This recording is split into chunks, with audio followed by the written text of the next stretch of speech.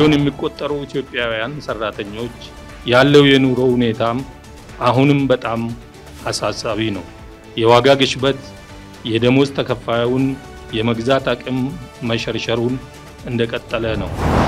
የእስራኤል ባለስልጣናት ጋዛውን አስከፊ ጦርነት ለመክታት በግብጽ የቀረበው የ5 ዓመት የተኩስ አቁም ሐሳብ ሐማስ መልሶ በጦር መሳሪያ እንዲደራጅ የሚፈቅድ ከሆነ ውድቅ እንደሚያደርጉት ማስጠንቀቃቸውን ተቀማጭነታቸውን በቴል አቪቭ ያደረጉ የዜና መሰራጮች ሳይቀሩ በስፋት እየዘገቡት ይገኛሉ። ሩሲያ ዓለምን እያታለለች ነው ያሉት የዩክሬኑ ፕሬዝዳንት ቮሎዲሚር ዜሌንስኪ ፕሬዝዳንት ቭላዲሚር ፑቲን ይፋ ያደረጉት የ3 ቀናት የተኩስ አቁም እቅድም የዚሁ አካል ነው ሲሉ ተናግረዋል። ፑቲን ዓለምን በተለይም አሜሪካን እያታለሉ ነው ሲሉም ጦርነቱን በዘላቂነት የማቆም ፍላጎት የላቸውም የሚል ትችታቸውን ሰንዝረዋል። የመጀመሪያው BYD CDU ይባላል። BYD CDU ከBYD የኦሽን ሲሪየስ መካከል የሚገኝና በዓለም ላይ እጅግ በጣም ተወዳጅ መካከለኛ መጠን ያለው ሲዳን ቦዲ ታይፕ ያለው ተሽከርካሪ ነው። ጤና ይስጥልን የተወደዳችሁ ተመልካቾቻችን፣ እነሆ ሰዓቱ ደርሶ ሀገሬ ዜና ተጀምሯል። ሌሊቱን ሀገሬ ዜና በመምራት ሱባሎ ጋሻው አብሬያችሁ ቆይታ አደርጋለሁ። በዛሬው ዜና ሰዓታችን ከሀገር ውስጥ እንዲሁም ከውጭ ያጠናቀርናቸውን በርከት ያሉ መረጃዎች ወደ እናንተ የምናደርስ ነው የሚሆነው። እናንተ ወደ ተመልካቾቻችንም አብራችሁ እንድትቆዩ አክብሮታዊ ግብዣችን ነው። ቀዳሚ ወደምናደርገው ዜና እናልፋለን። የኢትዮጵያ ሰራተኛ ማህበራት ኮንፌዴሬሽን የሰራተኞችን ቁልፍ ጥያቄ አልተመለሰም ሲል አስታወቀ። ኮንፌዴሬሽኑ ሚያዝያ 23 ቀን የሚከበረውን ሜዲያ ያስመልክቶ ጋዜጣዊ መግለጫ የሰጠ ሲሆን ሰራተኞች በማይነቃነቅ ደሞዝ በልቶ ማደር ከብዷቸዋል ብሏል። አስናቀማናዬ በኢትዮጵያ የዝቅተኛ የደሞዝ ወለል ባለመወሰኑ ምክንያት ዜጎች ለከፋይ ኑሮ ጫና መጋለጣቸውን የኢትዮጵያ ሰራተኛ ማህበራት ኮንፌዴሬሽን ኢሰማኮ ገለጸ። በሀገሪቱ ያለው የምርቶች ዋጋ በፍጥነት እያደገ ቢሆንም የሰራተኞች ደሞዝ ይህን የሚባል ለውጥ እየታየበት አለመሆኑን የኮንፌዴሬሽኑ ፕሬዝዳንት አቶ ካሳሁን ፎሎ አንስተዋል። በዚህ ሰዓት በአምራች ዘርፉ ላይ ሰራተኞች በወር ከ800 እስከ 2000 ብር እንደሚከፈል ያነሱት አቶ ካሳሁን በዚህ ደሞዝ ሰራተኞች ኑሮን መቋቋም ራሳቸውን መመገብ እንዳቃታቸው ገልጸዋል። በተለይም በኢንዱስትሪ ፓርኮች የሚሰሩ ሰራተኞች ክፍያ የከፋ እንደሆነም አመላክተዋል። በኢንዱስትሪ ፓርኮችም በማኑፋክቸሪንግ ኤሪያ ከኢንዱስትሪ ፓርክ ውጪ ማለት ነው 1200 1500 2500 ነው ያለው። 1000 ይጀምራል 1200 1500 2000 በጣም ኃላፊ ደረጃ ማለት ትንሽ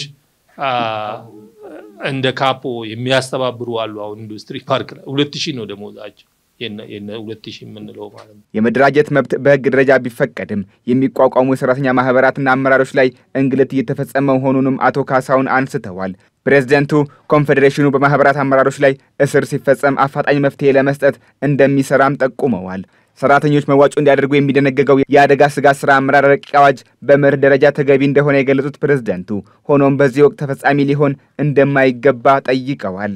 የአደጋ ስጋት ለመከላከል የወጣው አዋጅ በጣም ትክክለኛና ወቅታዊ አዋጅ ነው። በመሪ ደረጃ የምንደግፈውም ነው። እኛ እንደውም ዘገየ እንጂ ለምን ወጣ የሚል ተቃውሞ የለንም። ምክንያቱም በአሁኑ ሰዓት የተለያዩ ሀገራት እርዳታቸውን እያቋረጡ ነው ያሉት። በቅርቡ እንኳን USAID ድጋፉን አቋርጧል። ሌሎች የአውሮፓ ሀገራትም ይሄን መንገድ እየተከተሉ ነው ያሉት። ይሄ ባለበት ሁኔታ አገራት ራሳቸውን ቆሞ ራሳቸውን ካልደገፉ ከሌላ የሚያገኙት እርዳታ አስተማማኝ አይደለም። ከዚህ አንፃር ነው የዚህ ተቋም መቋቋም የዚህ አዋጅ መኖር አጠቃላይ ለሀገሪቱ ይጠቅማል። እንደዛ ሆኖ ግን እኛ ቀጥታ ከሰራተኛው ገቢ ላይ የሚቆረጠው ላይ ለጊዜው አንደኛ የኑሮ ውድነቱ በሚቀንስበት ሁኔታ የሰራተኛው የኑሮ ሁኔታ እየታየ ወደፊት ከሰራተኛው የሚቆረጠው በሚኒስቴሮች ምክር ቤት ውሳኔ እንዲቆረጥ ይደረግ እንጂ አሁኑኑ ከጀመረ ካለው ኑሮ ውድነት አንፃር የሰራተኛው ኑሮ ያከብደዋል። አሁን እንዳይቆረጥበት ነው እኛ ጥያቄ። በኢትዮጵያ ሰራተኞች የሚነሱ ጥያቄዎች ላይ ከጠቅላይ ሚኒስትር አብይ አህመድ ጋር ውይይት ብናደርግም በመሰረታዊነት የሚነሱ ጥያቄዎች ምላሽ አለማግኘታቸውን ይሄው ኮንፌዴሬሽኑ አስታውቋል። ከአንድ ዓመት ተኩል በፊት ኮንፌዴሬሽኑ የሰራተኞችን ዝቅተኛ ደሞዝ የሚወስን ቦርድ እንዲቋቋም፣ የሰራተኛ ገቢ ግብር እንዲቀንስ የቀረበው ጥያቄ እስካሁን ምላሽ አለማግኘቱንም አቶ ካሳሁን ፎሎ ገልጸዋል። ይህም በመሆኑ ዜጎች በከፋ የኑሮ ሁኔታ ውስጥ እንደሚገኙም ጠቁመዋል። በሚሊዮን የሚቆጠሩ ኢትዮጵያውያን ሰራተኞች ያለው የኑሮ ሁኔታም አሁንም በጣም አሳሳቢ ነው። የዋጋ ግሽበት የደሞዝ ተከፋዩን የመግዛት አቅም መሸርሸሩን እንደቀጠለ ነው። ዝቅተኛ ገቢ ያላቸውን ሰራተኞች ለመጠበቅ የሚያስችል ዝቅተኛ የደሞዝ ወለል አሁንም አልተወሰነም። ሰራተኞች የሚከፈላቸው የደሞዝ አነስተኛ ሆኖ እያለ ከፍተኛ የገቢ ግብር ስለሚቆረጥባቸው መሰረታዊ ፍላጎታቸውን እንዳያሟሉ አድርጓቸዋል። አንዳንድ አሰሪዎች የማህበር መሪዎች ለአባሎቻቸው ስለቆሙ ከስራ ያባራሉ፣ ይዋከባሉ ወይም ራቅ ወዳለ ቦታ ይዛወራሉ። የህብረት ስምምነት ለመደራደር ፈቃደኝነቱ የለም። ቢደራደሩም ስምምነቶቹ አይከበሩም። ኮንፌዴሬሽኑ ዘንድሮ የሚከበረውን ሜይዴይ መንግስት ላቀረብናቸው ጥያቄዎች አስቸኳይ ምላሽ ይስጥ በሚል መሪ ቃል እንደሚያከብረውም ገልጿል። በኢትዮጵያ የትራፊክ አደጋ እየቀነሰ እንደሆነ ቢነገርም አሁንም አሳሳቢ ሆኖ መቀጠሉን የመንገድ ደህንነትና መድን ፈንድ አገልግሎት ገልጿል። በ2016 ዓ.ም በመኪና አደጋ ከ10,000 በላይ ሰዎች ለከባድና ቀላል አካል ጉዳት ሲዳረጉ ከ3,000 በላይ ሰዎች መሞታቸውም ተገልጿል። የመንገድ ደህንነትና መድን ፈንድ አገልግሎት እየተከሰቱ ያሉ የትራፊክ አደጋዎችን ለመቀነስ ያለመ የግንዛቤ ማስጨበጫ መርሃ ግብርን ማስጀምሯል። አልታየህ ኪዳኔ በኢትዮጵያ በትራፊክ አደጋ የሚሞቱ ሰዎች ቁጥር ከጊዜ ወደ ጊዜ እየቀነሰ እንደመጣ ቢነገርም ባለፈው ዓመት ብቻ ከ3,000 በላይ ሰዎች ህይወታቸው እንዳለፈ ተነግሯል። ከዛ ባለፈም በቢሊየን የሚቆጠር ንብረት እንደወደመ የተነገረ ሲሆን በ10 ሺዎች የሚቆጠሩ ሰዎች ቀላልና ከባድ የአካል ጉዳት እንደደረሰባቸው ተገልጿል። 3116 ሰዎችን በ2016 ዓ.ም ብቻ በመንገድ ትራፊክ አደጋ ምክንያት አጥተናቸዋል። ከ10,000 ያላነሱት ደግሞ ለከባድና ቀላል የአካል ጉዳት ተዳርገዋል። ይሄ ማለት በቀን 8 እና 9 ሰዎችን በመንገድ ትራፊክ አደጋ ምክንያት እናጣቸዋለን ማለት ነው። እነዛ ሰዎች ማናቸው? የኔ ቤተሰብ፣ ያንተ ቤተሰብ፣ የሌላው ቤተሰብ፣ ጓደኛ፣ ዘመድ አናቅም ማለት ነውና ዝም ብለን መረጃዎችን፣ ቁጥሮችን፣ አሃዛዊ ነገሮችን ብቻ ወሰድን እንደሆነ በተወሰነ መልኩ የመቀነስ ትሬንድ እንዳለው ጭላንጭል የሆነ ተስፋዎችን ያሳያል። ምክንያቱም በ2010 5118 ሰዎች ነበር የሞቱት። ከዛ በኋላም ቁጥሩ በዛው ልክ እየቀነሰ መጥቶ ነው አሁን 3111 ላይ የደረሰው። ይሄም ቢሆን ግን ገና ነው። ካለን ተሽከርካሪ ቁጥር አኳያ ያየነው እንደሆነ አሁንም ገና ብዙ ችግር ብዙ ሊሰራለት የሚገባና የተከማቸ ችግርም እንዳለ የሚያሳይ ነገር ነው ማለት ነው። የዓለም አቀፍ መስፈርት መለኪያውም አለ፣ እንደዚሁ በአገር አቀፍ ደረጃም የሚለካበት አለ። አንዱ ቁጥሩ ነው፣ ምን ያህል ቁጥር ሰዎች ሞቱ የሚለው ነው። ሌላው ግን በዓለም አቀፍ መስፈርቱ መሰረት በየ10 ሺህ ተሽከርካሪ ምን ያህል ሰዎች ይሞታሉ፣ በተለይ የዓለም ጤና ድርጅት በሚያወጣው መስፈርት ማለት ነው። በዚያ ደረጃ በየ10 ሺህ ተሽከርካሪ በሚደርስ አደጋ በጣም እየቀነሰ መሆኑን ነው የሚያሳየው። በየአመቱ እየቀነሰ ይሄዳል። ይሄ ማለት ተሽከርካሪዎች ቁጥሮቹ እየጨመሩ ይሄዳሉ። ስለዚህ በዛ ልክ እየቀነሰ መምጣቱን ያሳያል። ሌላ ነገር ግን ቁጥሩ አሁንም እጅግ የቀነሰ አይደለም። 4,000 ምናምን ሰዎች በየአመቱ ይሞቱ ነበር። አሁንም ከዛ ያልተራራቀ ያህል ሰው ነው የሚሞተው በየአመቱ ማለት ነው በአገር አቀፍ ደረጃ። ስለዚህ ቁጥሩ ብዙም የራቀ አይደለም። ነገር ግን በዓለም ጤና ድርጅት መስፈርት መሰረት የተወሰነ ነገር የቀነሰ መሆኑን ያሳያል። በኢትዮጵያ ለትራፊክ አደጋ መበራከት መንስኤ ናቸው ተብሎ ከሚጠቀሱ ነገሮች መካከል የመንገድ መሰረተ ልማት ችግር የሚጠቀስ ቢሆንም በዋናነት ግን 68 በመቶ የሚሆነው የትራፊክ አደጋ በአሽከርካሪዎች ቸልተኝነት የሚፈጸም እንደሆነ ተገልጿል። ከፍተኛው የትራፊክ አደጋ መንስኤ ያየን እንደሆነ አሽከርካሪው ነው ብዙን ድርሻ ይዞ የሚገኘው ወደ 68.something% ማለት ነው። በሁለተኛ ደረጃ የተቀመጠው የአሽከርካሪ ቴክኒክ ብቃት ነው ወደ 14% አካባቢ የሚይዘው ማለት ነው። የተሽከርካሪ ቴክኒክ ብቃት ማለት በሌላ አነጋገር በጥሩ ሁኔታ ኃላፊነታቸውን ተቀብለው አደጋን ለመከላከል አስበው የተሽከርካሪ ቴክኒክ ብቃትን የሚያረጋግጡ እንዳሉ ሁሉ መኪናው በሌለበት ደግሞ ቦሎ የሚሰጡ አሉ ማለት ነው። ወደ 4 አይነት ፋክተሮች አሉ። የአሽከርካሪ ስህተት፣ የመንገድ ራሱ የዲዛይን ችግር፣ የእግረኞች የመንገድ አጠቃቀም ችግርና የተሽከርካሪ ቴክኒክ ጉድለት ተብሎ ብዙ ጊዜ በአራት ይከፈላሉ። ግን ዋናዎቹ ትልቁ ኮሩ ያለው የአሽከርካሪዎች ስህተት ነው።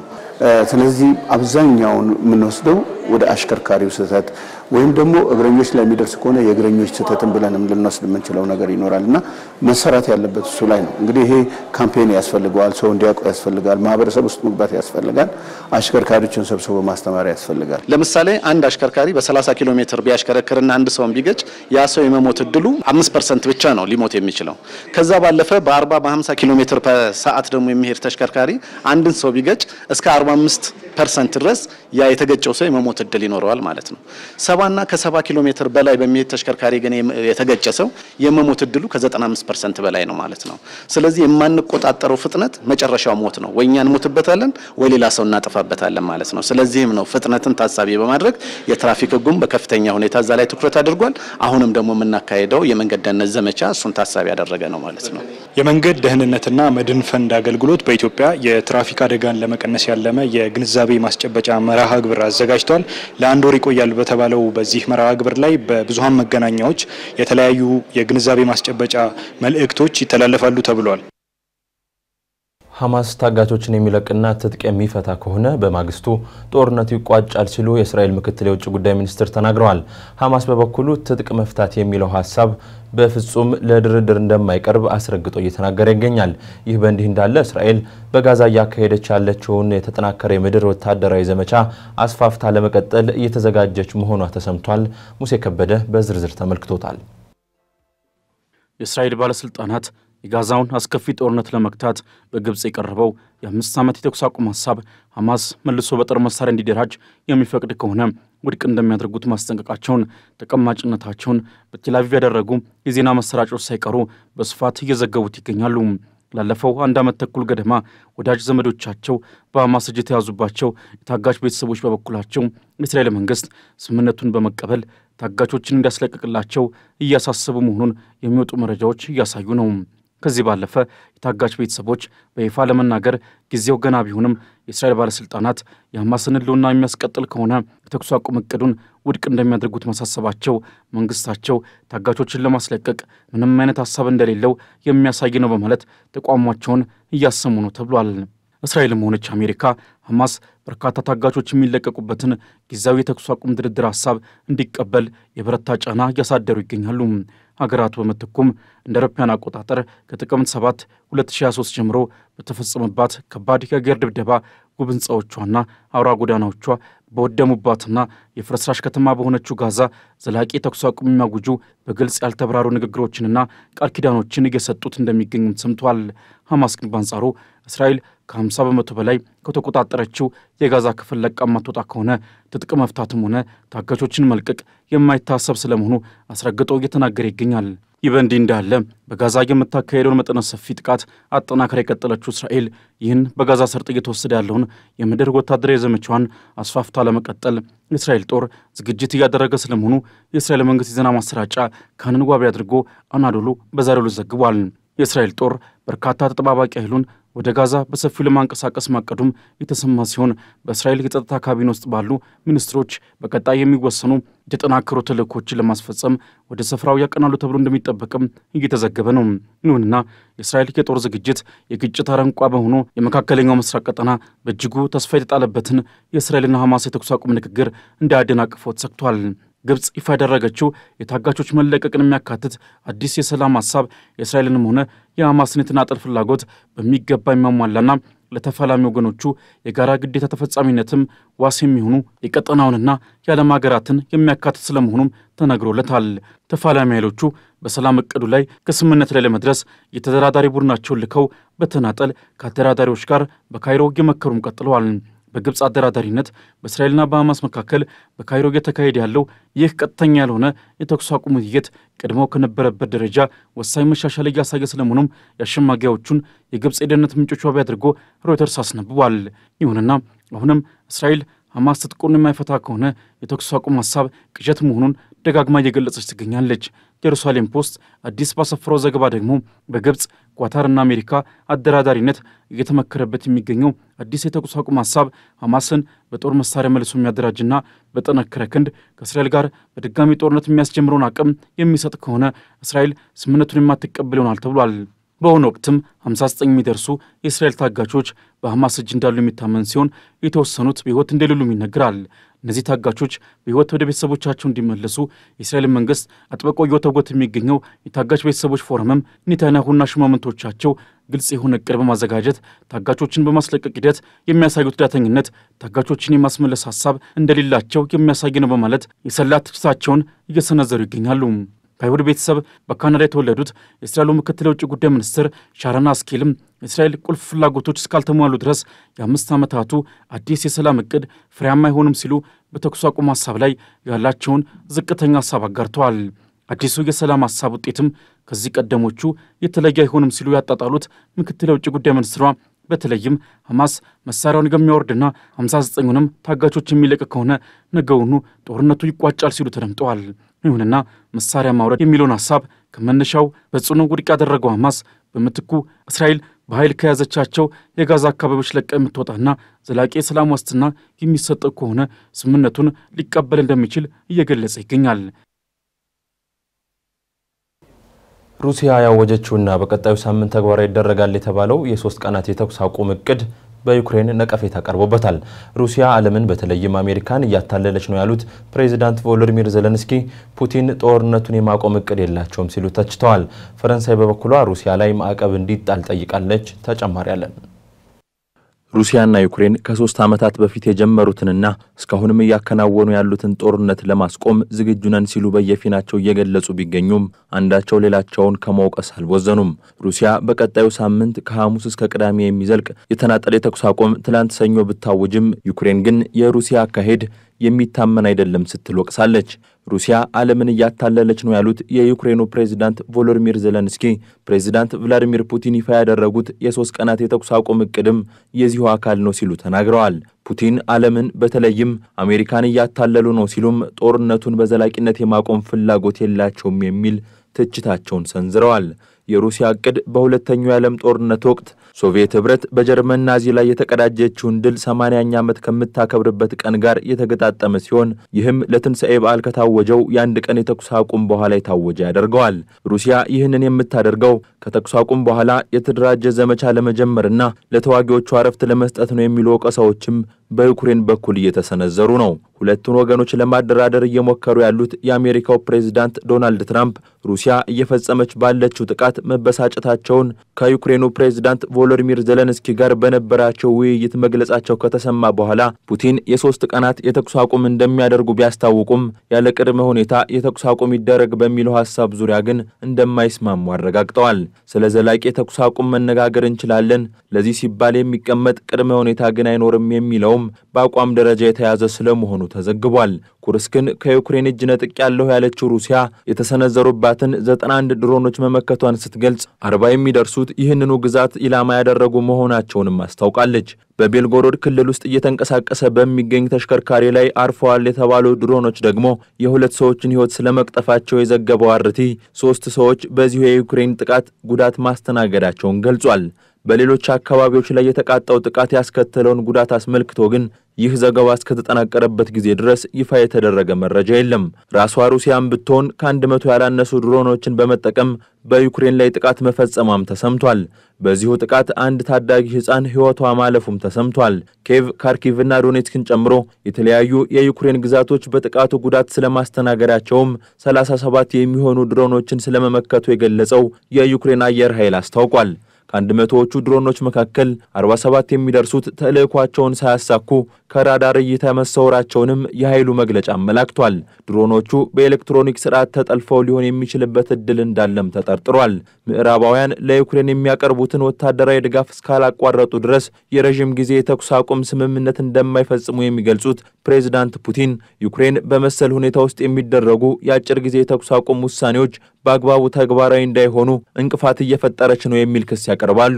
የዩክሬን ባለስልጣናት በበኩላቸው መሰል የአጭር ጊዜ የተኩስ አቁም ውሳኔዎች ለሰላም ሳይሆን ለማታለያነት በሚል የሚቀርቡ ስለመሆናቸው ከጥርጣሬ ባለፈ እርግጠኝነት ይገልጻሉ። ሁለቱ ወገኖች ቶሎ ወደ ስምምነት የማይመጡ ከሆነ አሜሪካ ከአደራዳሪነት ሚናዋ ልትወጣ እንደምትችል ፍንጭ የሰጡት የአሜሪካው የውጭ ጉዳይ ሚኒስትር ማርኮ ሮቢዮ ደግሞ ከሩሲያው የውጭ ጉዳይ ሚኒስትር ሰርጌይ ላቭሮቭ ጋር መወያየታቸው ተነግሯል። ባለፈው ሳምንት በለንደን በተካሄደው የአሜሪካ የአውሮፓ ሀገራትና የዩክሬን ስብሰባ ላይ ሳይሳተፉ የቀሩት ሚኒስትሩ ወደ ሞስኮ ተልከው ከሩሲያ ከፍተኛ ባለስልጣናት ጋር ከተወያዩት የትራምፕ መልእክተኛው ስቲቭ ዊትኮፍ በኋላ በቀጣይ ጉዳዮች ዙሪያ ከሩሲያ ባለስልጣናት ጋር የተወያዩ ከፍተኛ የአሜሪካ ባለስልጣን ሆነዋል። ከዛ አትላንቲክ ጋር የመጀመሪያ 100 ቀናት የስልጣን ቆይታቸውን አስመልክቶ ቃለ መጠይቅ ያደረጉት ፕሬዚዳንት ዶናልድ ትራምፕ በበኩላቸው ዩክሬንን ከጥፋት እየታደግናት ነው የሚል አስተያየታቸውን አጋርተዋል።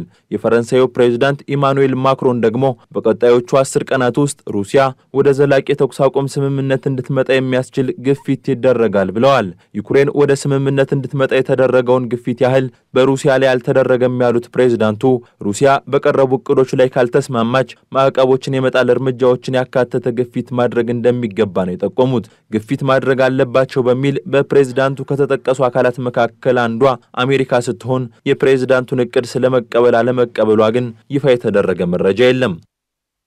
ሀገሬ ዜና እንደቀጠለ ነው። የተወደዳችሁ ተመልካቾቻችን አሁን ደግሞ ወደ አጫጭር መረጃዎች እናልፋለን። የህዝብ ተወካዮች ምክር ቤት ዛሬ ባካሄደው 27ኛ መደበኛ ስብሰባ የእንስሳት ጤናና ደህንነት አዋጅን መርምሮ አጽድቋል። አዋጁ በሀገሪቱ እየተንሰራፋ የመጣውን ከሰው ወደ እንስሳና ከእንስሳ ወደ ሰው ተላላፊ የሆኑ በሽታዎችን ለመከላከልና ለመቆጣጠር የሚያስችሉ ድንጋጌዎችን ያካተተ እንደሆነም ተነግሯል። ወደ ሀገር የሚገቡና ከሀገር የሚወጡ እንስሳትና የእንስሳት ምርቶች የዓለም ጤና ድርጅትን አሰራርና ህግ የተከተሉ እንዲሆኑ ያስችላልም ተብሏል።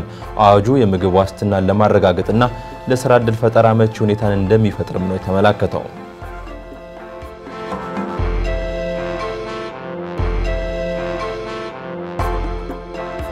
በጅቡቲ የኢትዮጵያ ኤምባሲ በፈቃደኝነት ወደ ኢትዮጵያ መመለስ የሚፈልጉ ዜጎችን እየመዘገበ መሆኑን ገለጸ። የጅቡቲ መንግስት በህገወጥ መንገድ በጅቡቲ የሚኖሩ የውጭ ሀገር ዜጎች ለቀው እንዲወጡ መመሪያ መስጠቱን ተከትሎ በጅቡቲ የኢትዮጵያ ኤምባሲ በፈቃደኝነት ወደ ኢትዮጵያ መመለስ የሚፈልጉ ዜጎችን እየመዘገበ መሆኑን አስታውቋል። የሀገሪቱ መንግስት ህጋዊ መኖሪያ ሰነድ የሌላቸው የውጭ ሀገር ዜጎች ከመጋቢት 25 እስከ ሚያዝያ 24 ቀን 2017 ዓ.ም ድረስ በፈቃደኝነት እንዲወጡ ይህን የማይከተሉ ከሆነ ግን በኃይል እንዲወጡ እንደሚደረግ ማሳሰቡ ይታወሳል። የኢትዮጵያ ኤምባሲ ከጅቡቲ የሀገር ውስጥ ጉዳይ ሚኒስቴር ጋር ባደረገው የከፍተኛ ደረጃ ውይይት ቀነ ገደቡ እንዲራዘም ያቀረበው ጥሪ አለመሳካቱንም ገልጿል።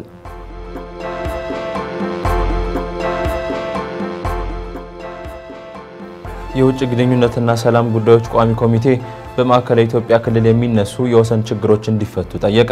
ቋሚ ኮሚቴው ይህን ያለው የሰላም ሚኒስቴር የ9 ወራት የሥራ አፈጻጸምን በገለጸበት ወቅት ነው። በዚህ መድረክ ላይ ከአስተዳደር ወሰን ጋር በተያያዘ የሚነሱ የህዝብ ጥያቄዎች እንዳሉም ተጠቁሟል።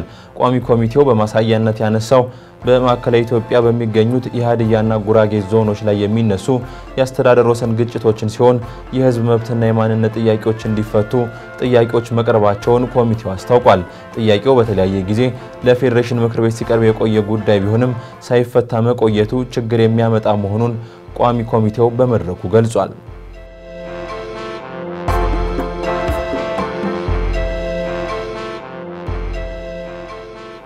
የሱዳኑ መሪ ጀነራል አብዱል ፈታህ አልቡርሃንና የግብፁ ፕሬዝዳንት አብደል ፈታህ አልሲሲ በካይሮ መወያየታቸው ተገለጸ። ውይይቱ ያተኮረው ሱዳንን መልሶ ለመገንባትና የውሃ ደህንነት ላይ ያተኮረ መሆኑም ተነግሯል። ሲሲ ቡርሃንን በካይሮ ዓለም አቀፍ አውሮፕላን ማረፊያ ተቀብለው ወደ ኢትሃዲያ ቤተ መንግስት ይፋ የአቀባበል ስነ ስርዓት ከማምራታቸው በፊት የሁለቱም ሀገራት ልኡካንን ያሳተፈ ዝግና ሰፊ ንግግር ማድረጋቸውንም ሱዳን ትሪቡን ዘግቧል። ግብጽ በሱዳን ጦርነት የወደሙትን መልሶ ለመገንባትና መልሶ ለማቋቋም በሚደረገው ጥረት የበኩሏን አስተዋጽኦ ልታደርግ እንደምትችልም የሱዳን ገዢው ሉዓላዊ ምክር ቤት አስታውቋል። ሁለቱ ሀገራት በጤና፣ በግብርና ኢንዱስትሪና በማዕድን ስራዎች ላይ የኤሌክትሪክ ትስስር፣ የባቡር መስመርና የንግድ ልውውጥን ጨምሮ በጋራ ትብብር ለመስራት መስማማታቸውን የመረጃ ምንጩ ቢገልጽም ከውሃ ደህንነት ጋር ተያይዞ ምን እንደተወራ በይፋ አልተገለጸም።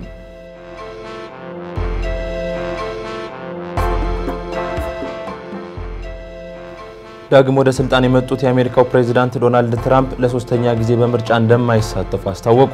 ዶናልድ ትራምፕ ለሶስተኛ ጊዜ የስልጣን ዘመናቸውን የማራዘም እቅድ እንዳላቸው ከዚህ ቀደም መግለጻቸው የሚታወስ ሲሆን አሁን ህገ መንግስታዊ ወሰንን ማለፍ ከባድ ስራ ነው ማለታቸው ተሰምቷል።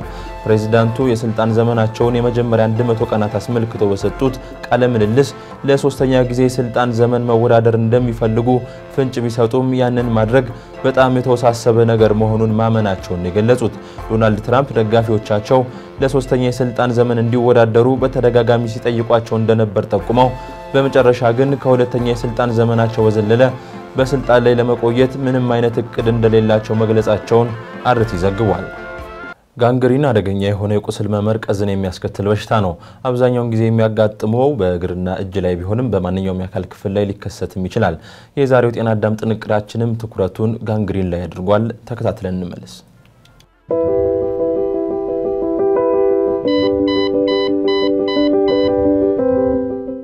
ሰላም የጤና አዳም ፕሮግራም ተከታታዮች፣ በዛሬ ፕሮግራማችን በብዙ ምክንያቶች ሊመጣ ስለሚችል እንዲሁም መከላከል ስለምንችለው ነገር ግን ተገቢውን ሕክምና ካላገኘ ከፍተኛና መጠነ ሰፊ ችግሮች ሊያመጣ ስለሚችለው የጋንግሪን ህመም አንዳንድ መረጃዎች ላደርሳችሁ።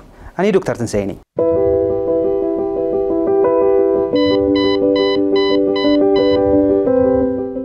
የጋንግሪን በሽታ ከቅርብ ጊዜ ወዲህ ዓለማችን ላይ እየተቀየሩ ከሚገኙ የአኗኗር ዘይቤዎች የአመጋገብ ሁኔታዎችና ከከተማዊነት ጋር ተያያዥነት ያላቸው ነገሮች ጋር እየጨመረ የሚገኝ በሽታ ሲሆን እንደተለመደው በዛሬው ፕሮግራማችን ስለ ጋንግሪን ምንነት፣ መንስኤዎቹና ምልክቶቹን አንዳንድ መረጃዎች እናደርሳችኋለን። ነገር ግን መጀመሪያ ጋንግሪን ምን ማለት ነው የሚለውን እንመልከት። ጋንግሪን ማለት ባጭሩ የደም ዝውውር ወደ ማንኛውም የሰውነታችን ክፍሎች በሚቋረጥበት ጊዜ ሲሆን ይህም ደም ዝውውር የተቋረጠበት ቦታ እንዲበሰብስ ያደርገዋል ማለት ነው። የደም ዝውውር በተለያዩ ምክንያቶች ሊቋረጥ የሚችል ሲሆን በዋናነት ግን የደም ቧንቧ የሚያጠቁ ማንኛውም አይነት የበሽታ አይነቶች እንዲሁም ጉዳቶች ጋንግሪን ሊያስከትሉ ይችላሉ። ቀደም ሲል ለማለት እንደሞከርነው ጋንግሪን የትኛውም የሰውነት ክፍል ሊያጠቃ ይችላል።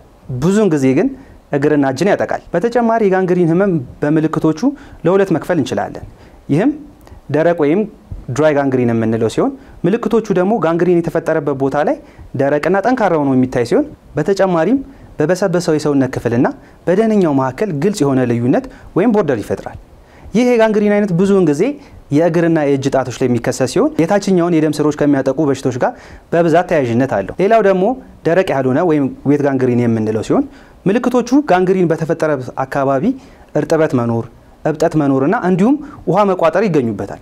ታዲያ የትኞቹ የበሽታ አይነቶች የደም ዝውውርን ሊያስተጓጉሉ ይችላሉ እንዲሁም እነማን ለጋንግሪን ህመም ተጋላጭነት አላቸው ብለን መጠየቅ ይኖርብናል። ማንኛውም ከደም ስር መጠብ ጋር ተያያዥነት ያላቸው የበሽታ አይነቶችና ከላይ ለመጥቀስ እንደሞከርነው የአኗኗር ዘይቤዎች ተጋላጭነትን የሚጨምሩ ሲሆን ከነዚህ መካከል የስኳር ህመም፣ የደም መርጋት፣ ኤችአይቪ እና ከፍተኛ የልብ ህመሞች የሚጠቀሱ ሲሆን ከአኗኗር ዘይቤዎች ጋር ከሚጠቀሱት ደግሞ ከፍተኛ የሆነ የስብ ክምችት ወይም ውፍረት፣ ሲጋራ ማጨስ እንዲሁም አልኮል መጠጣት በተጨማሪ ደግሞ አካላዊ ጉዳቶች ይሆናሉ። ከአካላዊ ጉዳቶችም ለምሳሌ እሳት ቃጠሎ፣ ጥይት መመታት፣ አለፍ ሲልም በከፍተኛ ብርድ ምክንያት የሚመጣ የደም ዝውውር መቋረጥ ናቸው። እንግዲህ ከብዙ በትንሹ ይህንን ካልን እስካሁን ደግሞ ስለ ምልክቶቹ አንዳንድ ነገር እንበላችሁ። የጋንግሪን ህመም ወይም በሽታ በተለያዩ መንገዶች የሚታይ ሲሆን በዋናነት ግን ቀደም እንጠቅሰው እንደሞከርነው በሁለት ዋና በመንላቸው መልኩ ይታያል። በአጠቃላይ ግን በጋንግሪን የተጠቃው የሰውነት ክፍል ላይ የቆዳ መጥቆር፣ ማበጥና ውሃ መቋጠር አንዳንዴም ሽታ ያለው ፈሳሽ መውጣትና ከፍተኛ የሆነ ህመም እንዲሁም ትኩሳት ሊኖር ይችላል። ጋንግሪን በቶሎ ህክምና ካላገኘ ለከፍተኛ የጤና ችግር ሊዳረገን ስለሚችል በቶሎ ህክምና ማግኘት አለብን። ለዚህም በአቅራቢያችን ወደሚገኝ ከፍተኛ የጤና ተቋም በመሄድ አስፈላጊውን ህክምና ማግኘት ያስፈልጋል።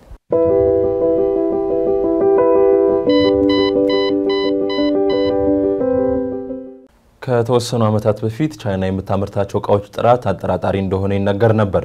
አሁን ግን ቻይና የምታመርታቸው በተለይም የቴክኖሎጂ እቃዎች በዓለም ደረጃ እጅግ ተፈላጊ እየሆኑ ይገኛሉ። ለዚህም ማሳያ ከፍተኛ ጥራትና ተወዳጅነት ያላቸው የኤሌክትሪክና ሃይብሪድ መኪኖች ይጠቀሳሉ። የአውቶሞቲቭ ባለሙያው በጉዳዩ ዙሪያ ተከታዩን ጥንቅር አዘጋጅቷል።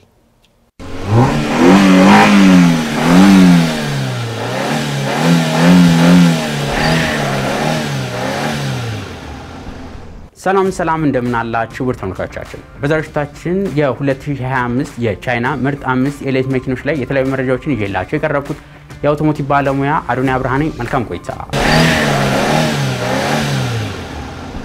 ቻይና በዘመናዊ ቴክኖሎጂ ትልቅ እድገት በማሳየት ዓለም አቀፍ የኤሌክትሪክ ተሽከርካሪ ኢንዱስትሪ ውስጥ መሪ መሆን ችለዋል።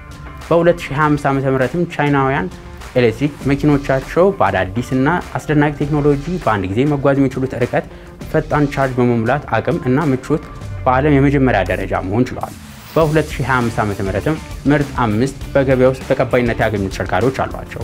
የመጀመሪያው BYD CLU ይባላል። BYD CLU ከBYD የኦሽን ሲሪስ መካከል የሚገኝና በዓለም ላይ እጅግ በጣም ተወዳጅ መካከለኛ መጠን ያለው ሲዳን ቦዲ ታይፕ ያለው ተሽከርካሪ ነው።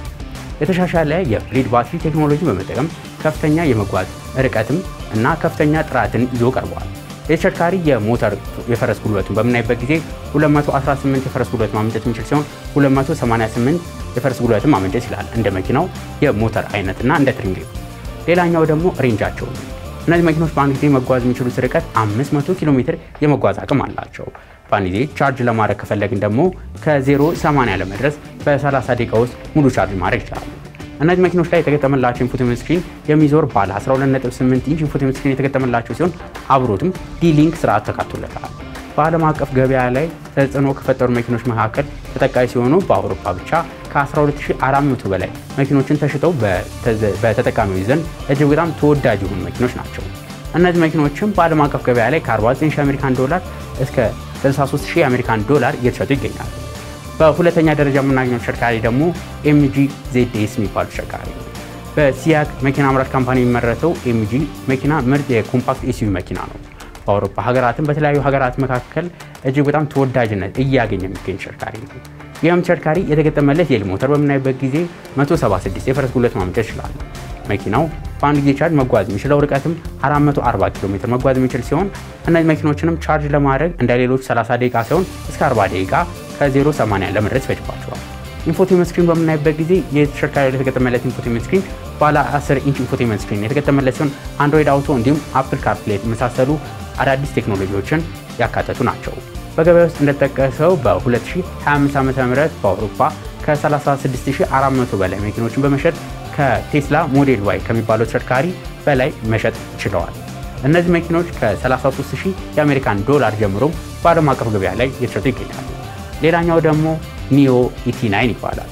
ኒዮ ኢቲ9 ተፈላጊ የኤሌክትሪክ ሲዳን መኪና ሲሆን በውስጣዊ ቴክኖሎጂ በፍጥነትና በምቾቱ እጅግ የተሻሻሉ ነገሮችን ይዞ የመጣ ተሽከርካሪ ነው። ይህም ተሽከርካሪ የፈረስ ጉልበትን በምናይበት ጊዜ 700 የፈረስ ጉልበት ማመንጨት የሚችል የኤሌክትሪክ ሞተር የተገጠመለት ሲሆን በአንድ ጊዜ ቻርጅም ረዘም ያለ ኪሎ ሜትር መጓዝ ይችላል። እስከ 650 ኪሎ ሜትር የመጓዝ አቅም አለው። መኪናውን ቻርጅ ለማድረግም በፋስት ቻርጀር እስከ 600 ኪሎዋት ያህል የሚደግፍ ነው። ይህን ተሽከርካሪ ሰልፍ ድራይቪንግ ሲስተሞቹ 31 ሴንሰሮች እና ላይዳር ዩኒት ተገጥሞለታል። በዓለም አቀፍ ገበያ ከየትኛው መኪና ጋር የሚወዳደሩ ካልን ከቴስላ ሞዴል ኤስ እና ከሜርሴዲስ ኢኩሲ ጋር በትክክል የሚወዳደር ሲሆን በአዲስ ቴክኖሎጂ ላይ የተሟላ የሚወደድ መኪና ነው። እነዚህ መኪኖችም ከ90,000 የአሜሪካን ዶላር ጀምሮ ለገበያ ቀርቦ እናገኛቸዋለን። ሌላኛው ተሽከርካሪ ደግሞ ሊ አውቶ የሚመረተው L9 ማክስ የሚባል ተሽከርካሪ ነው።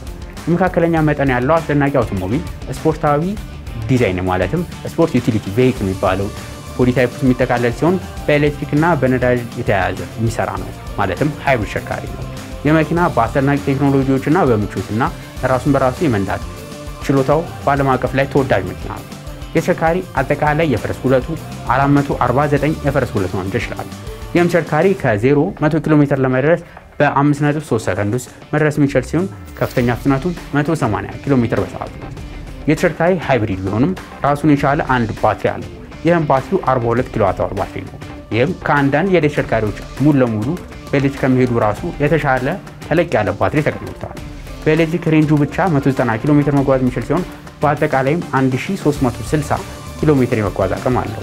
ይህም በሃይብሪድ ሞድ ሲሆን የነዳጅ ታንኩ ምን ያህል ነው ካልን እስከ 65 ሊትር ነዳጅም የሚያዝ አቅም አለው። የተሽከርካሪ ተወዳጅ ካረጉት ነገሮች መካከል ሰስፔንሽኑ አንዱ ነው። የተሽከርካሪ አንደኛ ደረጃ ሰስፔንሽን ተገጥሞለታል። ይህም ሰስፔንሽኑ ማጂክ ካርፔት ኤር ሰስፔንሽን ይባላል። ራሱ በራሱንም መንዳት የሚችል አስገራሚ መኪና ነው። ኤል አይ አውቶ ኤል ማክስም በ2025 ሞዴሉ በዓለም አቀፍ ገበያ ላይ ከ52449 የአሜሪካን ዶላር ጀምሮ ለገበያ ቀርቧል። ሌላኛው ተሽከርካሪ ደግሞ አይቶ M8 የሚባል ተሽከርካሪ ነው።